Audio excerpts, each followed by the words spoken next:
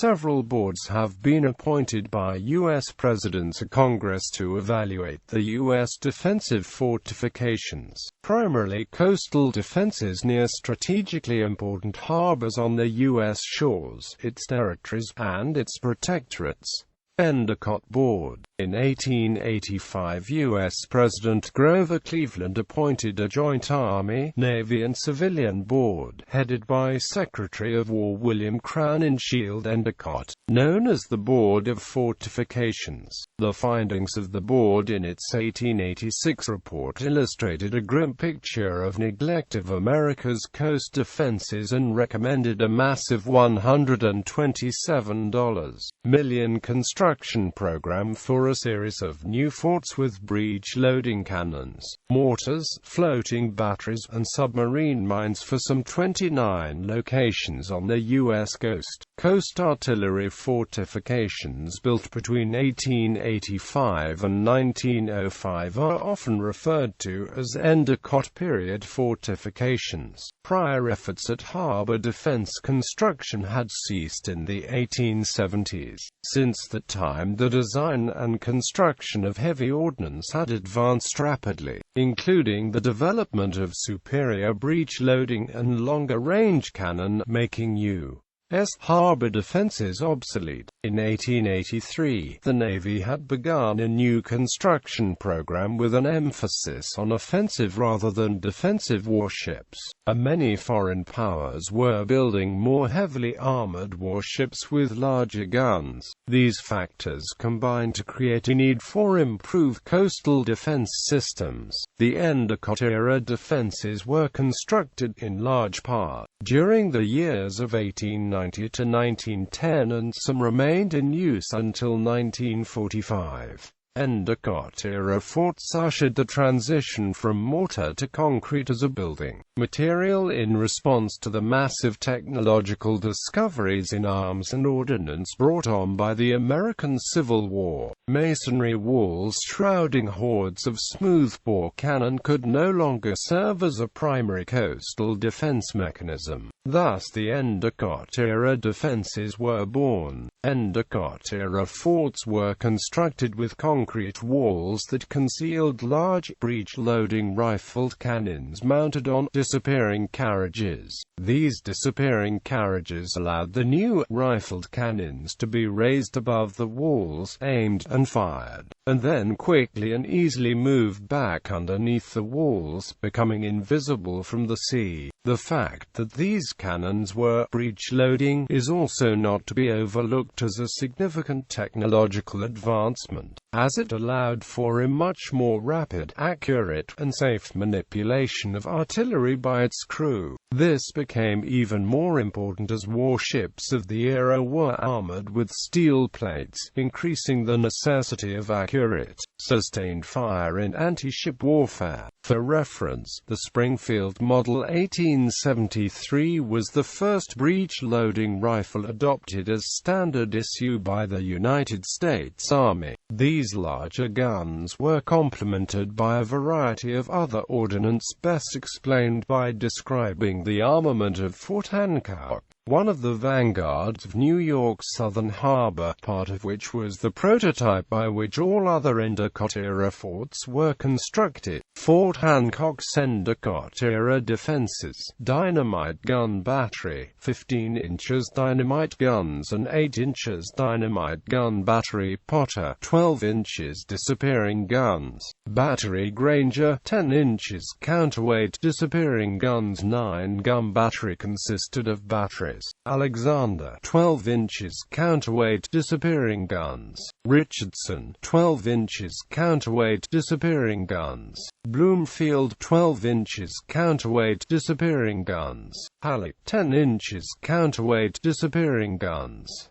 Mortar battery consisted of batteries McCook, 12 inches, mortars Reynolds, 12 inches, mortars. Fort Hancock was also equipped with several batteries of rapid-fire guns, tasked with protecting the underwater minefields from smaller, swifter-moving vehicles. The rapid-fire gun batteries were Battery Engel, 5 inches gun on pedestal mounts, Battery Morris, 3 inches guns on pedestal mounts, Battery Urmston, 15-pounders and 3 inches guns on pedestal mounts, Battery Peck, 6 inches guns on pedestal mounts, Battery Gunnison, 6 inches counterweight disappearing guns. In addition to submarine nets and searchlights, Fort Hancock and other forts of the Endicott system also had a hidden, unseen weapon that harnessed the newfound power of the modern-age, underwater-controlled minefield system that utilized a mine casemate on Sandy Hook from where underwater mines could be detonated at will via electrical cables to destroy warships. This marked the first instance of concrete and electricity being used together in defenses, an easily overlooked aspect of the Endicott-era defenses, especially with the necessary highlighting of the breech-loading rifled artillery mounted on disappearing carriages, are the mortars. At Fort Hancock, Battery Potters 12 inches guns mounted on disappearing carriages and the mortar battery, together formed the model for other Endicott-era forts. The reason is because the mortars were 1. voluminous, 2. Before the establishment of the Coast Artillery Corps in 1907 they operated in the Abbott Quad design, which very nicely complemented the capabilities of the larger, rifled guns. The Abbott Quad design called for mortars to be fired in 4 to 16-gun salvos, in shotgun-like patterns designed to overcome the shortcomings of range-finding techniques of the time. This mode of fire resulted in clusters of mortar fire raining from above, with a much steeper arch than other artillery shells, which rained 1/2-ton mortar shells down onto the often poorly armored decks of enemy ships, which served to incite panic as well as material destruction. Perhaps most important to note, of the Endicott-era defenses armaments, the mortars exceeded all but the 12 inches.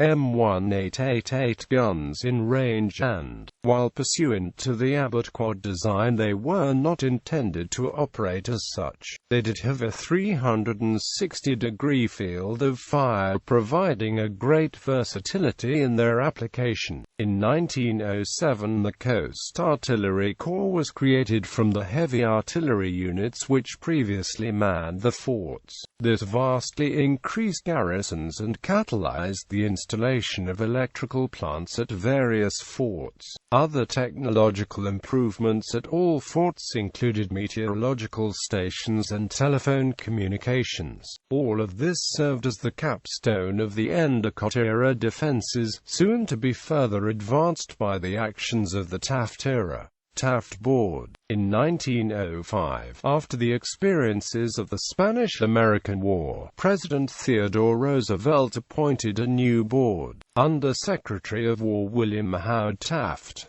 They updated some standards and reviewed the progress on the Endicott Board's program. Most of the changes recommended by the Taft Board were technical, such as adding more searchlights, electrification, and more sophisticated optical aiming techniques. The board also recommended fortifications in territories acquired from Spain, as well as Hawaii, and a few other sites. Defenses in Panama were authorized by the Spooner Act of 1902. The Taft program fortifications differed slightly in battery construction and had fewer guns at a given location than those of the Endicott program, since Japan was known to be planning the Fusilier-class battleships armed with 14-inch guns. During the Taft program's implementation, the 14-inch gun M1907 and similar models were developed and deployed in the Philippines,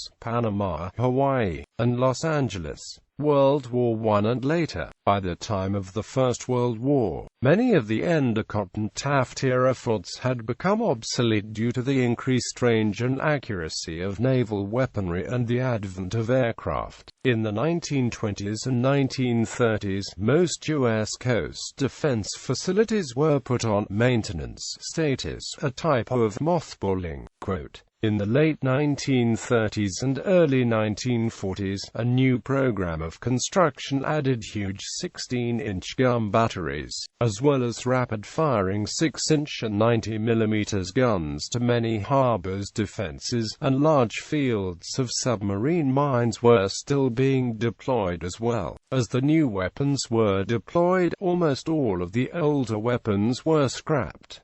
As it became clearer that the U.S. was unlikely to face seaborne attack, these defenses were largely discontinued by 1945, and were decommissioned altogether after 1946. Endicott-Taft forts at war. The only Endicott-era fort to come under direct enemy fire was Fort Stevens at the mouth of Columbia River in Oregon. On the night of June 20, 1942, the Japanese submarine I-25 surfaced off the coast and proceeded to shell Fort Stevens in the vicinity of Battery Russell. There were no U.S. casualties and damage to the fort was negligible. The battery commander made the decision not to return fire. Several Taft-era fortifications in the Philippines were attacked and captured by Imperial Japanese forces within a few months of the U.S. entry into World War II. Fort Mills, Fort Hughes, Fort Drum, and Fort Frank guarding the entrance to Manila Bay were subjected to a 3-month siege that ended when U.S. forces surrendered on May 6, 1942.